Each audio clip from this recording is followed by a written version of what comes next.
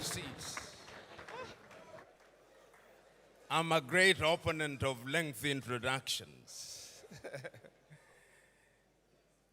Let me start by thanking the pastor and his wife, and also appreciating those who have spoken before me and those who are present to listen to our presentations. Without you, we would be talking to ourselves. There is a sense in which much has been said. If it is the history of the continent, slavery that has been mentioned, if it is colonization that has been spoken to, if it is neo-colonization that has been spoken to, if it is in describing the continent of Africa as having been divided so very arbitrarily in Berlin in 1884 and 1885, that has been spoken to. And we have been told so very correctly how that continues to bedevil the continent of Africa and to undermine her attempts at unity. Those of you who are students of history will remember that in 1963 in Addis Ababa, Ethiopia, and in 1964 in Cairo, Egypt, the debate was, should we redraw the boundaries? It was agreed by the founding fathers then that that would be an exercise in fueling conflict, and that if we were moving towards unity, then redrawing boundaries was unnecessary. The OAU was, of course, founded in 1963, a weak organization which, as it were, introduced the concept of inviolability of boundaries and placed emphasis on sovereignty.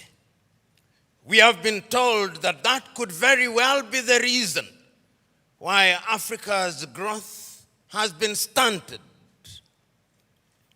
There are those, and the SMO has told us so very effectively, that upon consultation with the gods, he has been told very useful things, and the gods are right in the revelation that they have made. The gods are right in saying that we have suffered in many ways and continue to do so, and that therefore the post-independence African country or countries are bedeviled by many things. That could be a reason. It has also been said that part of the reason why we have not realized our potential is because we make the wrong choices. And that could very well be true. And my brother who spoke about choices so very well told us that it all rests on the choices that you make. And you who are Christians will remember that at critical moments, even in the Christian tradition, it has always been a question of choices. If you read the book of 1 Kings at chapter 18, when there is conflict in that little place called Israel, Elijah summons them and says, choose you now. If Baal is God, bring the 450 disciples of Baal and the 400 of Asherah who dined with Jezebel. And if God is God, let him be worshipped. If Baal is Baal, let him be worshipped. Perhaps that is the reason why we are where we are. We never make the right choices. We choose Baal when we should be choosing God. There are those who have said possibly, and you see this choice if you read the book of Joshua chapter 24, when he calls the Israelites and tells them, choose you now. Do you want to worship the gods whom your ancestors worshipped before they crossed the river, or the gods of the Amorites in whose land you dwell? As for me and my house, we shall serve the Lord. Perhaps we are not serving the gods, and that the gods are angry. And in the anger, they continue to visit pain upon us. So there is a sense in which all and many things have been talked about. But Africa sometimes judges ourselves very harshly and with a jaundiced sense of history. The post-colonial African state, the oldest post-colonial African state is Ghana, 66 years only.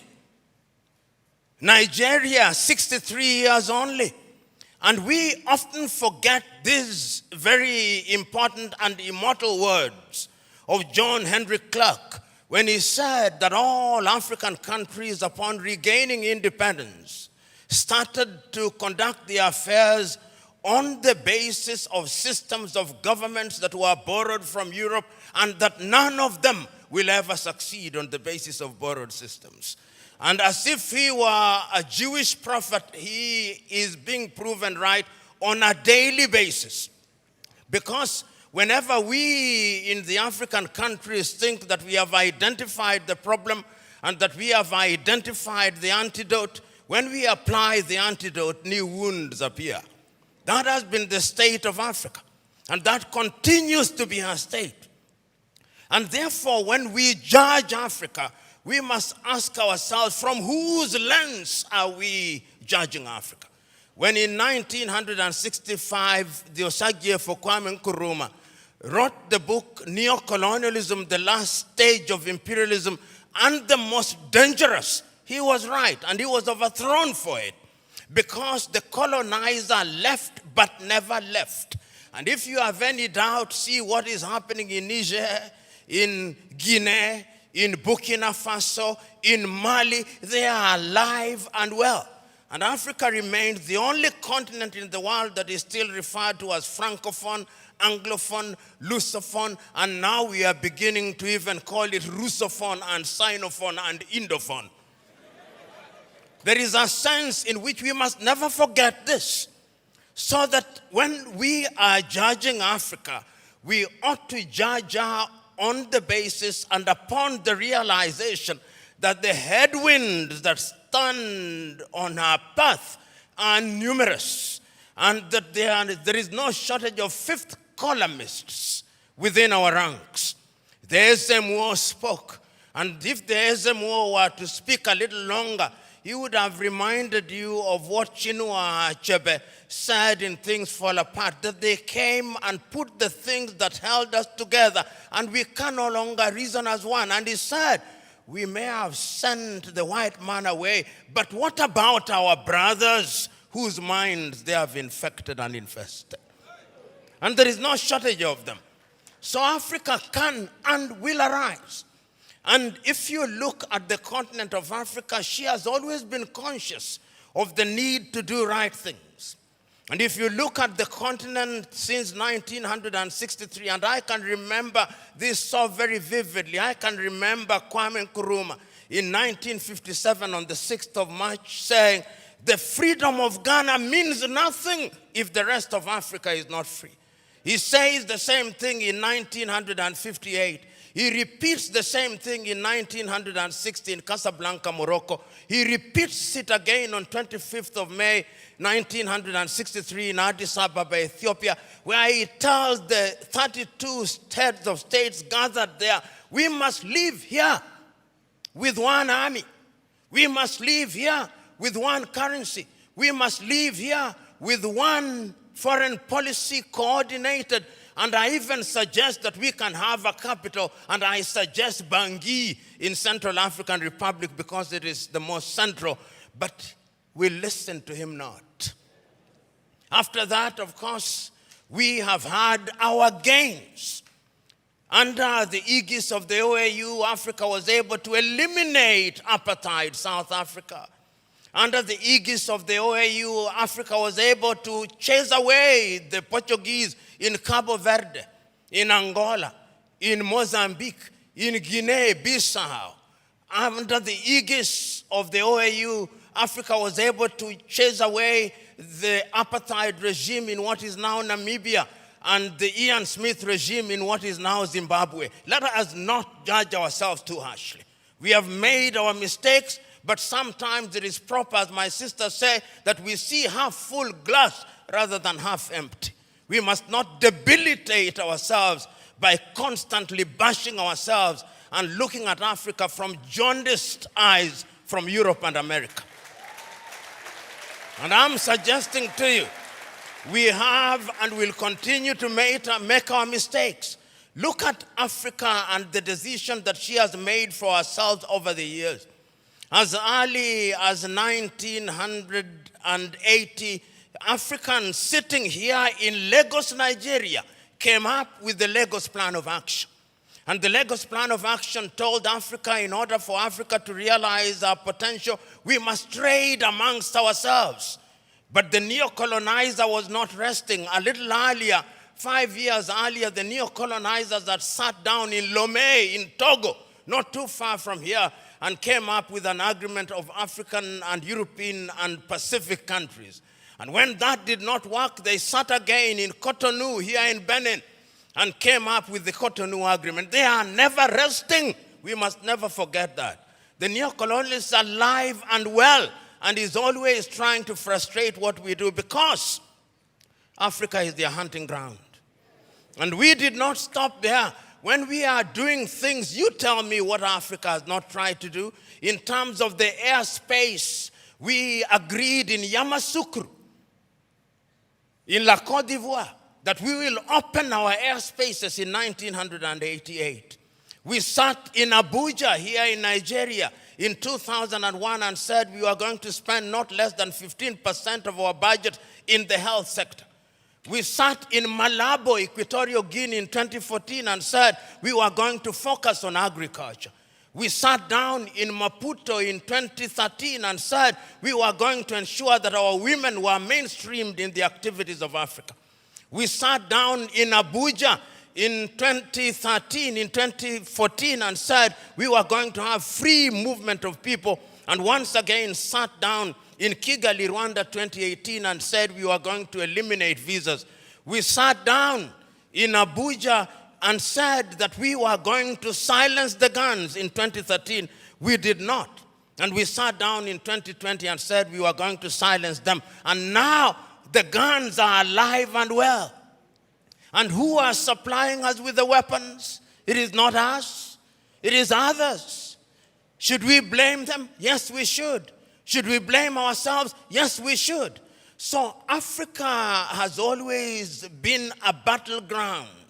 And the rhetoric that we see and the manner in which we ourselves are educated. My sister talked about education. But really, what are we teaching ourselves? It is fella Nicola Pokuti said, "Teacher, don't teach me nonsense."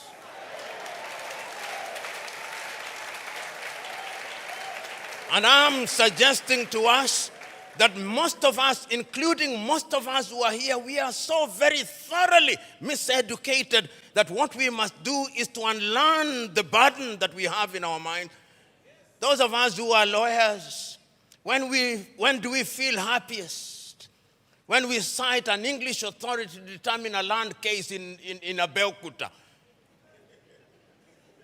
When we talk about the reasonable man, we don't talk about the reasonable man in a keke, in a papa. We talk about the reasonable man being the man in the Clapham omnibus in London, England. That is how miseducated we are. And until we are re-educated, we who are present here are part of the danger to Africa. Because even in our unguarded moments, I went several years ago to the university at Harvard and talking to students, and one of them said that Harvard was the best school in law, in teaching of law. I said, whose law? Nigerian law? Ugandan law? Zimbabwean law? They can only be best in teaching their law, not ours. And I've seen we who are in this space of education, somebody spends 6 years at Unilag, and when they go to Harvard or Stanford for 3 weeks for a short course where they spend most of the time taking tea, he comes back and says, an alumni of Harvard.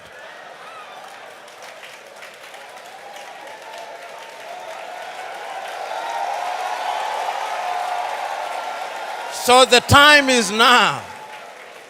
The time is now to begin re-educating ourselves. The time is now to exercise the ghost of low self-esteem. You know, Africa has many things. We have talked about our mineral resources. We've talked about our arable land. We have talked about many things, but from where I sit, the greatest African resource is the human resource. You know, Africa has been so wronged by other civilizations. We were the enablers of the first industrial revolution. When our ancestors were taken to work in the farms in Europe, we enabled that revolution. Right now, we are enabling the fourth industrial revolution and the fifth industrial revolution. That is why they have talent visas, because they are taking our talent. If it is not nurses, it is our IT gurus. If it is not our IT gurus, it is our engineers. And we are gleefully letting them away. I see our heads of state saying, we have signed a contract to take our workers to Saudi Arabia, modern day slavery. And you know, just this morning, my wife sent me a proverb from Turkey that when you elect a clown and you think that he will be a king, what he does is to convert the kingdom into a circus. And I am suggesting to us that that is part of the African problem, because it starts with political hygiene. Most of Africa is suffering because we do not have democracies. We have kakistocracies. And kakistocracies are governments by our very worst. This is what we must deal with, and this is what we must say. Who do we elect into our public offices? Because, as I've said before, when you allow hyenas to take care of goats, why should you be surprised when the goats are eaten? This is the same. And Africa is only going to realize our potential in all areas when, by dint of choice, we enable and allow our best men and women to serve in different areas. I've heard it being said about Lee Kuan Yew in Singapore. I've heard it being suggested about Mahathir Mohamad in Malaysia. I've heard it being said about Japan. I've heard it being said about other countries. But there was a conscious decision on the part of those individuals and the followership. We always talk about leaders, but we never talk about the followers. The followers must also style up. Africans on average are for some reason attracted to thieves. Africans are for some reason attracted to men and women who cannot serve her. And when they are not served, then they complain. When Africans are told, choose you now whom we shall release, Jesus of Nazareth or Barabbas, they say, release Barabbas. And when Barabbas behaves like Barabbas, they say, why are you not behaving like Christ? It cannot be done. And this is what we must do. And I am submitting to us that it can be done and it should be done. I know a number of African countries, and I travel this continent sufficiently to know that there are African countries that are doing well. They are trying. There is no nation without trials and tribulation. We are fond of talking about the United States of America as an exemplar of that which is good and bad. When they said in 1776 that they held certain truths to be self-evident, that all men were born equal, that they were endowed by their Creator with certain unalienable rights, that among those who are life, liberty, and the pursuit of happiness, were blacks included? No, they were not. Did they not fight a civil war? Yes, they did. Are they not frustrating people until 1963?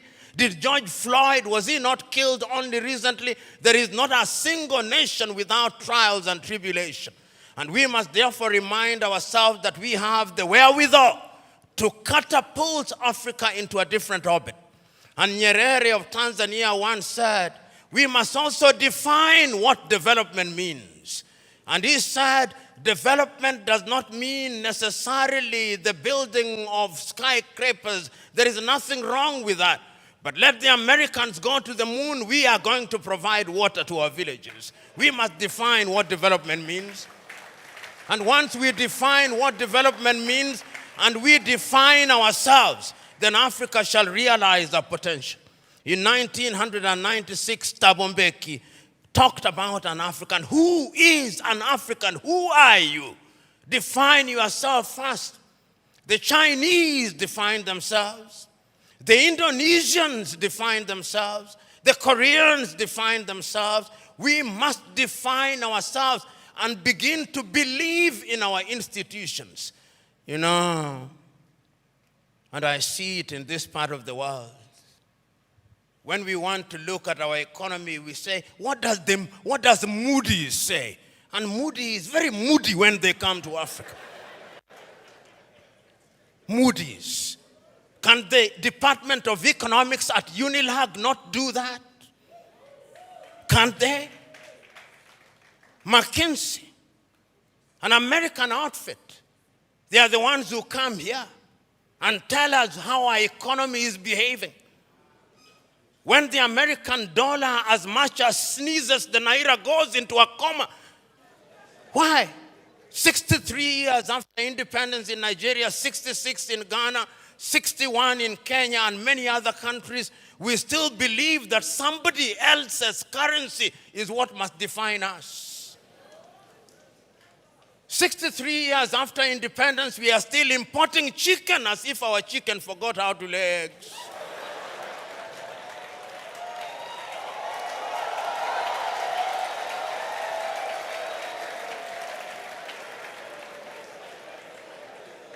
The time is now for Africa to ask fundamental questions. Because if you ask the wrong questions, you'll get the wrong answers. And I'm suggesting to us that Africa is already asking those questions. You know, in the year 2013, African heads of states and government sat in Addis Ababa, Ethiopia. That was during the chairmanship of South Africa's Nkosazana Dlamini Zuma. And they decided that we can no longer continue to live in this muck and mire. Africa must know progress. And they came up with Africa Agenda 2063.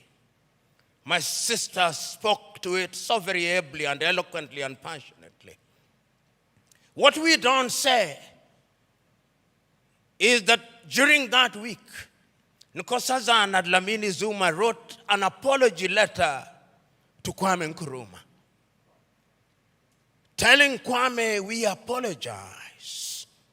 What we are doing now, you saw in 1963. A house divided against itself cannot stand. Now we are living through Africa Agenda 2063. We are living through the Sustainable Development Goals. And I'm not a Jewish prophet nor related to one, but I can confirm to you we will not fulfill any one of them. You cannot, in the nature of things, engage the reverse gear and then think you'll reach your destination. You cannot. And that is what most African countries have done. So the time is now, as the cliche goes, when you are in a hole, you stop digging. And Africa must stop digging. And if we stop digging and we look at what we have, Africa Continental Free Trade Area says that we are going to trade amongst ourselves in the world. Africa trades ourselves at best at 20%. Europe at about 70%, North America possibly 65%, Asia now going to 60%, Latin America going to 55%, Africa 20%. What must we do? We must stop certain things that stand in our way, conflict. Look at Africa as I speak to you. Look at Sudan. For the last 2 months, there is no economic activity in Sudan. They are destroying what they once built. Even if you wanted to trade, who do you trade with? Generating as at now 2.5 million refugees. I do not hear the voices of African leaders, no. Their silence is eloquent. And when they speak mutedly in sanitized languages, and people are dying. Children who ought to be vaccinated in Sudan are not getting vaccinated. Here in your neighborhood in Cameroon, children have not gone to school for the last many years. Conflict. In northern Mali, the country is divided de facto into two. In the Democratic Republic of Congo, 120 armed groups, yet it is the busiest airspace in the continent of Africa. Minerals are being taken away to Europe and America. Central African Republic, the same. Libya, the same. Several months ago, I wrote to the chair of the African Union and to all African heads of state and said, convene a meeting with only one agenda item. What can we do to save Africa from this slide? Only 4 replied. That is the state of the continent of Africa. We must deal with the basic things. We must solve conflict. We must change our governance. Because if we don't deal with the question of governance, we are going nowhere. Africa has become a continent where after every election there is conflict. Because the pursuit of power is the cutthroat competition where throats are actually cut. And when the SMO was here and he consulted the oracles, he discovered that we have a problem in that direction. And that the sooner we resolve that, the safer we will be. Africa can rise and Africa will rise. But it's not going to rise by prayer and fasting. We must pray and fast, but it will not happen. Because the last time I checked, even those of you are believers, when Abraham was taken from Ur of the Chaldeans and given Canaan, it was not on a silver platter. He had to fight the Canaanites. He had to fight the Philistines. That is the nature of divine instruction. Go ye and subdue the world by the sweat of thy brow. The kitchen where they make manna was closed. Manna will no longer come. Because you must now make your manna. And it is our duty, therefore, as Africans to begin to rethink the younger generation. You know, there is a saying in Chichewa in Malawi that more precious than our children are our children's children. So when we are doing these things, we must remind ourselves that we are doing for this generation and generations yet to be born. When my good sister was speaking, she started in 1969 about the education. We were alive. Then you came to the year 2023 and we are alive. But when you came to the year 2077, knowing as we do that we are not immortal, we shall be assumed into heaven. Some of you who will be alive, you will be old and possibly stupid and not very useful to anybody. This is why we say it is intergenerational. So, brethren, what we must now do is to ask ourselves, then what do we do? Beyond the rhetoric, what do we do? And what is beautiful in Africa now, not only in the continent of Africa, is that there is a consciousness. You know, I'm in a church setting, and sometimes it is good to remind you, for those of you who believe and believe rightly, even in the Bible, sometimes those who are saying the right things think that they are the only ones, thinking in silo. You remember Elijah going and saying, but Lord, I'm the only one who has not bowed to Baal. He was told, no, there are 7,000 others. And as I travel across Africa, there are 7,000 others. Today I've seen many of them. Today I've had the honor and privilege of listening to many of them. One enlightened more than the other. One more passionate than the other, talking about what we can do. and talking about the place of Nigeria in that space. Times without number have talked about Nigeria and reminded Nigerians that the day you become great, that is the day Africa becomes great. When I hear in Nigeria economists and politicians telling me that the GDP of Nigeria is 500 billion United States dollars, and that therefore it is the biggest economy in the world, I am reminded of the words of Yoweri Kaguta Museveni, my friend, when he says, in a debate between dwarfs, what is the value of one dwarf saying, I'm taller than the other dwarfs?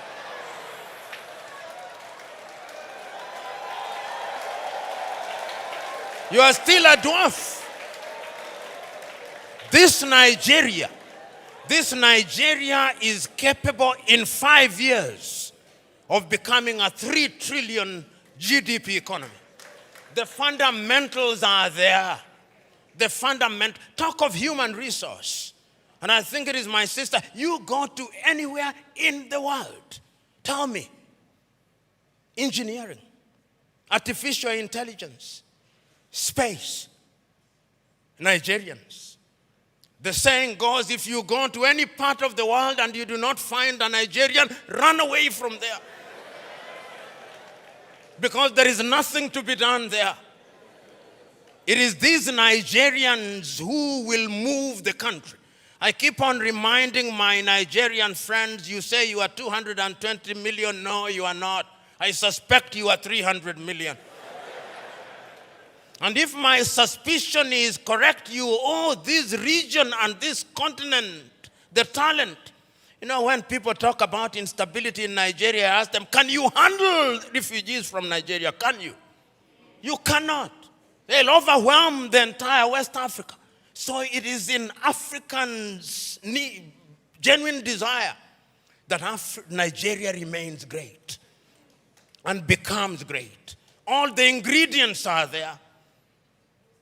Writing in 1983, Chinua Achebe, in his book, The Trouble with Nigeria, said that it is simply and squarely a problem of leadership. That is an African problem, and I also want to say it is also a problem of followership. Before the Ezemwe started speaking, he talked about what is expected of him in the village. When you are appointed into a public office in Africa, they actually expect you to be a thief. And if you don't steal, they say you are not wise. So in the minds of many people in Africa, Abuja and Lagos are hunting grounds where they send their sons and daughters to steal, to take antelopes, which they share in the village. That thinking must change, because service for humanity is what we must look at. And I have no doubt in my mind that Africa can do it. When I look at Africa and I look at Nigeria, I see an Africa that is capable of rising because our sons and daughters now present in the continent and even in the diaspora. You go and see the Africans in the diaspora, whether they are in Antigua and Barbuda, and my good friend here, the ambassador of Antigua and Barbuda, Wallace Williams, Trinidad and Tobago, will agree with me in that regard. You go to St. Vincent's and Grenadines, you go to Jamaica, everybody now wants to come and invest in Africa. But we must make the circumstances right. So we must improve our politics. We must make our laws enabling. We must improve our agriculture. We must improve our health. We must improve our education system. We must improve the quality of the environment so that we stop our young men and women dying in the Mediterranean Sea, dying off the coast of Dhaka, going into modern day slavery in Saudi Arabia, in that part of the world. It can be done. We have seen it done during our lifetime. We have seen South Korea do it. We have seen China do it. We are seeing India do it. We can see Indonesia doing it. We have seen Vietnam after the war doing it. And within the continent of Africa, there are other examples. We have seen Rwanda rise like a phoenix during our lifetime. We have seen Botswana do it. We have seen Cabo Verde do it. We have seen Mauritius doing it. It can be done. And if we agree that it can be done, what we must now do is to take a solemn vow. And that solemn vow must come from these words spoken by Julius Kambarage Nyerere on the 6th day of March 1997 in Accra, Ghana, when he was called upon to be the guest on the 40th anniversary of Ghana's independence. This is what he said, and I say this, then I shut up and sit down. Mwalimu said, when Kwame Nkrumah told us in 1963 that we ought to unite, we agreed with him. And we did not for one moment believe that unity in and of itself will solve our problems. What we believe that unity will make our voices as Africans to be respected, because the rest of the world is not bothered about our Ghanaianness or our Tanzanianness. He did not say this, but I'm adding, but our Nigerianness or Ugandanness. The rest of the world only knows about Africa. The time is now. Our generation fought the colonialists and brought what we thought was independence, but they gave us the crown without the jewels. But of all the sins that we have committed, there is a single sin that we must never commit: the sin of giving up, the sin of despair. And each one of us must remember that we have a role to play. We have a role to play because if the ocean is to exist, the droplets must be good. If the forest is to exist, the trees must be good. Play your part and let the results be the testimony of your efforts. God bless you.